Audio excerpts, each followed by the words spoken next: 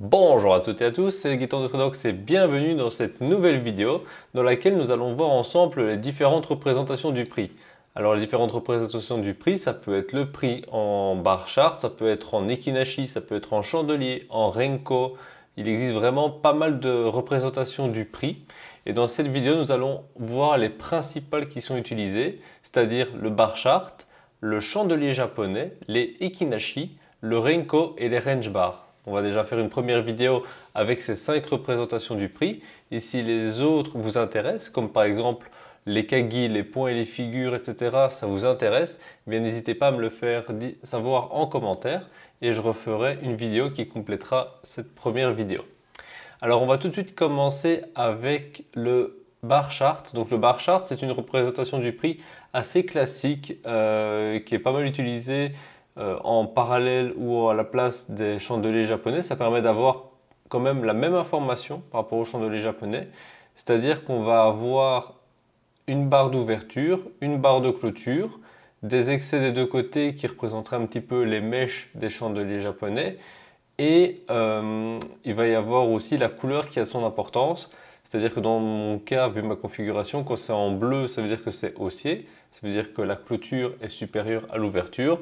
Ou rouge si la clôture est inférieure à l'ouverture. Donc pour représenter un petit peu la représentation de ce prix, concrètement, on a une première barre qui va être située au prix d'ouverture de la barre chart. Ensuite, nous avons la barre chart en tant que telle. Donc là, ça voudrait dire qu'on a ouvert sur ce prix, qu'on est monté, qu'on est descendu, peu importe. Et ensuite, on aura la clôture. La clôture qui sera comme ça. Donc dans ce cas-ci, on aurait une bougie bleue, une barre chart bleue, avec une ouverture ici à 196. Il aurait été de 171 à 231 pour une clôture à 219. Un exemple directement maintenant sur une barre chart. On va par exemple prendre la bleue qu'on peut voir ici. Eh bien, on a l'ouverture ici sur les 270 avec la petite barre sur la gauche. Ensuite, pendant le temps de la time frame, ici, je suis en 15 minutes, eh bien, on est monté, on est descendu, on a fait un petit peu tout ce que le marché voulait pendant un quart d'heure. Et lors de la clôture, on a clôturé à 276, donc pour une ouverture à 270, ce qui fait qu'on a une barre chart haussière. Donc ça, c'est une première représentation du prix. Et avec cette image-ci en tête, on va pouvoir passer aux chandeliers japonais qui sont très similaires. Vous allez voir, c'est quasiment la même chose, la barre d'ouverture, la barre de clôture avec la mèche qui représente le mouvement fait pendant le quart d'heure en dehors de l'ouverture et de la clôture. Donc comment est construit un chandelier japonais? Eh bien, nous avons le chandelier, donc le corps du chandelier, et nous avons les mèches. Donc les mèches du chandelier, on va les dessiner avec une petite flèche. Il faut que je retire l'alimentation. Avec une petite flèche, bon, normalement c'est au centre, mais ça a l'air aimanté. Voilà, donc concrètement, un chandelier, ça va être représenté comme ça. En gros, on a l'ouverture qui peut être en bas ou en haut, selon si c'est une bougie haussière ou baissière. On a la mèche qui représente le mouvement durant l'unité de temps. Ici, on est sur du 15 minutes, donc pendant un quart d'heure, le mouvement va se faire entre les deux et construire les mèches de la bougie. Et ensuite, entre le point d'ouverture et le point de clôture, eh bien, on aura le corps du chandelier. On va prendre un exemple pratique directement. On va prendre le même, exactement le même que juste avant. Donc ce chandelier-ci. On peut voir que l'ouverture ici est à 270. On a ouvert ici. On clôture à 276. Donc on voit qu'on a une bougie bleue parce qu'on a une clôture supérieure à l'ouverture. Et on voit que pendant un quart d'heure, on a navigué entre 244 et 280. On peut juste se mettre dessus et on aura directement la clôture qui nous sera indiquée. Et donc ça, c'est la représentation en chandelier japonais. Je pense que c'est la représentation de prix la plus utilisée en trading parce qu'il y a quand même pas mal d'informations. On sait lors d'une période où est-ce qu'on a commencé, où est-ce qu'on a terminé et quel est le chemin parcouru. Donc c'est quand même pas mal au niveau des informations que ça nous apporte. La prochaine représentation du prix, ça va être l'Ekinashi. Donc l'Ekinashi, c'est vraiment chouette quand on fait du scalping parce que ça permet de trier un petit peu le bruit, trier l'information. Comme vous pouvez le voir, les bougies ont un peu changé. Maintenant, on a beaucoup plus de bougies directionnelles. Je vais vous mettre en chandelier en parallèle. Vous voyez, on a des bougies complètes, des bougies avec une grande mèche complète, mèche, etc. Qu'en Ekinashi, ça va être beaucoup plus lissé. Il y a même des bougies qui vont changer de couleur. On prend l'exemple ici en haut, on voit que la rouge ici, en chandelier japonais, une bougie baissière, celle-ci, en Ekinashi, eh bien ça devient une bougie bleue. Pourquoi? En fait, c'est parce que Ekinashi, c'est calculé sur la bougie précédente. C'est un calcul qui fait haut, bas, clôture divisé par 3.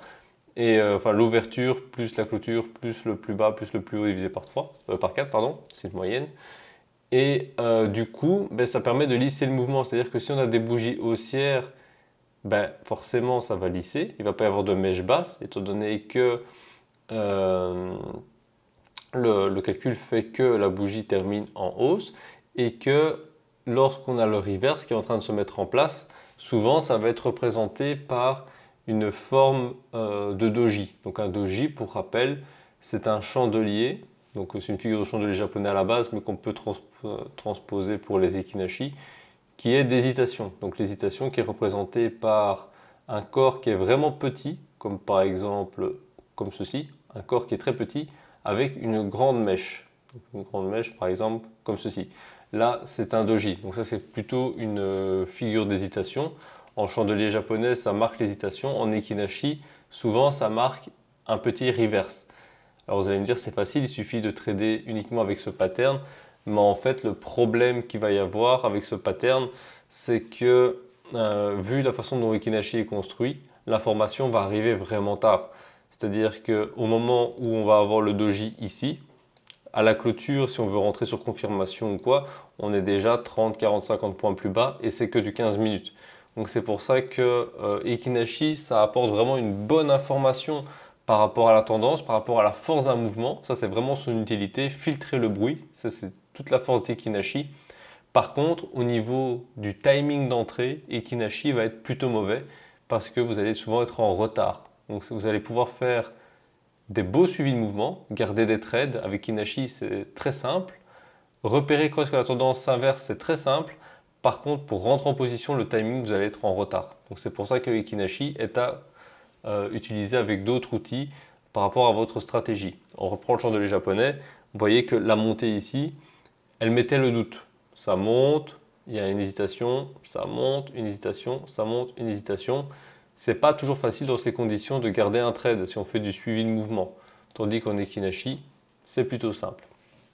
Donc ça, c'était pour les chandeliers, les Ekinashi et les bar charts, qui sont toutes plus ou moins pareilles. C'est-à-dire qu'on va avoir le prix qui va être représenté et on va avoir sur une time frame donnée, genre le 15 minutes, un mouvement qui est fait. Ensuite, on a d'autres représentations du prix qui sont construites en fonction de l'amplitude du mouvement et pas en fonction de la time frame. Ici, on voit que toutes les 15 minutes, une bougie va sortir.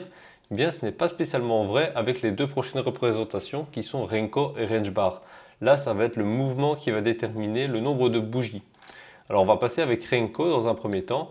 Renko, si vous êtes intéressé par cette représentation du prix, j'avais fait une vidéo complète d'une bonne heure dans laquelle vous avez pas mal d'informations. Donc, n'hésitez pas à aller la visionner si vous aimez cette représentation du prix. Donc, Renko, l'idée c'est quoi? C'est que chaque brique, on va appeler ça une brique, est constituée d'un certain nombre de points donnés. Alors, il y a plusieurs façons de calculer ce nombre de points d'une brique. Soit on peut le configurer, donc dire tiens, ce sera d'office 10, ce sera d'office 15. Soit on peut faire par exemple par rapport à l'ATR, on peut faire un pourcentage. On peut vraiment faire plusieurs façons. Et donc, de la façon dont c'est construit, ça va nous permettre de n'avoir des briques uniquement lorsque le mouvement existe. C'est-à-dire que si on est dans un range qui est inférieur à la taille d'une brique, on ne va pas avoir de brique qui va se dessiner à l'écran. Donc imaginons, on va vous donner un exemple, ça c'est notre brique classique. Ce rectangle-là, ça va être une brique classique. Mais imaginons que pendant 4 heures, le prix oscille comme ceci, il ne va pas y avoir de nouvelles briques à l'écran. Vous voyez qu'il n'y en a jamais deux qui sont collées côte à côte. Elles sont toujours au-dessus ou en dessous. Et aussi, ce qu'il faut noter, c'est que imaginons qu'une brique fasse 20 points. Donc là, on va dire qu'entre le bas et le haut, il y a 20 points. Imaginons qu'on va descendre un petit peu, on re-rentre dedans. Il n'y a pas eu 20 points supplémentaires de fait. Donc une nouvelle brique ne va pas être formée. Donc ça c'est très important de le noter, c'est que Renko, ça va permettre un peu comme Ikinashi de faire du bon suivi de tendance, ça va permettre aussi d'identifier les niveaux très facilement. Les niveaux de support et résistance, les meilleurs vont être identifiés, mais le défaut vraiment de Renko, ça va être l'imprécision par rapport à la taille de boîte. Imaginons ici, on va mettre une valeur fixe de 40. Voilà. Donc chaque box fait 40 points. Mais imaginons qu'on note le point bas et le point haut de ce mouvement ici. Voilà. On a noté le point bas et le point haut. On va maintenant repasser en prix classique. Je ne sais pas s'il me l'a gardé. Je pense pas, il ne me l'a pas gardé. Ok. Donc on va faire autrement. On va taper. Donc le point bas a été fait le 26 juin à 9 h à 878. Donc le 26 juin 878. Et là, le 26 juin. Et on voit que le 26 juin, c'est ici, 78. Et on descend jusque plus bas. Vous voyez, la grosse différence, c'est que la mèche n'a pas été filtrée. Donc, qu'est-ce que ça veut dire concrètement dans la pratique? Ça veut dire que si on met notre stop loss derrière la brique, imaginons notre stratégie c'est on achète sur cassure et on met notre stop derrière. Imaginons on achète ici, voilà, on achète à la clôture de cette brique là. Donc notre prix d'entrée ça va être cette ligne verte. Imaginons que notre stop loss on va le mettre derrière pour protéger. On ne peut pas le mettre ici dedans. Parce qu'à ce moment-là, il peut toucher le stop sans créer de brique. On est obligé de toujours le mettre une brique derrière. Donc c'est un petit peu le défaut de Renko, c'est qu'on va potentiellement pouvoir prendre beaucoup de points en objectif, mais aussi en contrepartie, on risque d'avoir des stop loss qui sont assez grands. Donc il y a toujours moyen de travailler avec du ratio, il y a toujours moyen d'avoir de très bons risques-reward, mais c'est vraiment à considérer lorsqu'on travaille avec le Renko, c'est qu'il peut y avoir des mouvements qu'on ne voit pas à l'écran parce que ça filtre un petit peu, parce qu'on est au sein d'une même brique ou qu'on n'a pas assez excédé cette brique pour créer une nouvelle. Donc ça c'est quand même très important. Et c'est pour ça qu'il existe une autre représentation du prix qui est très proche de Renko, mais qui va nous donner cette information qui nous manque avec Renko. C'est une représentation du prix qui n'est pas connue du tout et s'appelle les range bars. Les range bars, qu'est-ce que c'est? Bon, là, je vais vous les mettre à l'écran. C'est dans la même idée que Renko, c'est-à-dire qu'on va déterminer une valeur pour une brique. Ici, on va mettre 40 points. Et vous voyez, c'est déjà un peu moins joli à regarder que Renko. Mais en fait, ce qui va se passer, c'est que en fait, entre le bas et le haut d'une range bar, il y aura d'office cette valeur de fait. Donc, pour bien expliquer la différence, Renko, on a une boîte. Pour créer une nouvelle boîte, il faut l'amplitude de la même boîte. En gros, genre là, il y a 20 points, il faut 20 points de plus pour créer une boîte. On va prendre range bar avec la même configuration. Imaginons, on a une première de 20 points, la même, et ensuite le marché va monter de plus 10 et descendre après de plus 10. On aura donc 20 points d'amplitude et notre range bar va se créer. Notre range bar va se créer. Donc l'intérêt c'est quoi? C'est que dans un range, il n'y a pas de nouvelles barres qui vont sortir. C'est toujours l'intérêt, c'est de filtrer un petit peu les ranges. Mais on a toute l'information. Les plus hauts sont les vrais plus hauts, les plus bas sont les vrais plus bas. Donc c'est quand même bien plus avantageux de travailler en range bar plutôt qu'en Renko. Par contre, les stratégies de travail Renko range bar sont très différentes, étant donné que l'un va donner uniquement des briques lorsqu'il y a un mouvement qui est fait. Donc ça permet vraiment de faire du très bon suivi et ça permet vraiment d'avoir des trades assez bien, on profite bien d'un risque reward assez avantageux. Que le range bar, lui, à quoi il va servir? Il va permettre en gros à compléter Renko. Si vous voulez utiliser les deux en parallèle, c'est que Renko peut vous donner votre signal et range bar peut faire votre money management au niveau de la gestion du stop par exemple. Étant donné que vous avez toute l'information sur les différentes mèches, eh bien vous pouvez faire le parallèle entre les deux pour mettre votre stop de façon plus optimale afin de bien vous mettre derrière les mèches, même si là sur Renko, sur cet endroit-ci, il n'y aurait pas eu de nouvelles briques de dessiner. Si vous regardez bien le parallèle, on a la descente, les petits bottoms et on remonte. En Renko, on a la descente, les petits bottoms, on remonte. Mais si on mettait notre stop loss n'importe où, on pouvait se faire avoir sur une mèche qu'on ne verra même pas sur le graphique.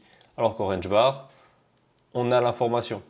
Donc ça peut être très intéressant. C'est vraiment une représentation du prix qui est, on va dire, sous-cotée, sous-évaluée, c'est-à-dire que personne n'utilise, mais je pense qu'elle est quand même assez intéressante.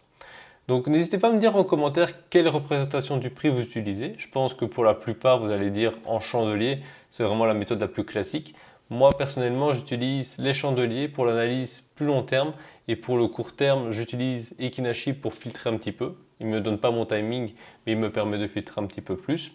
Et pour faire un gros résumé de la différence entre les différentes représentations du prix, on a les chandeliers qui en gros nous donnent l'information sur l'ouverture, la clôture, la mèche sur une temporalité donnée.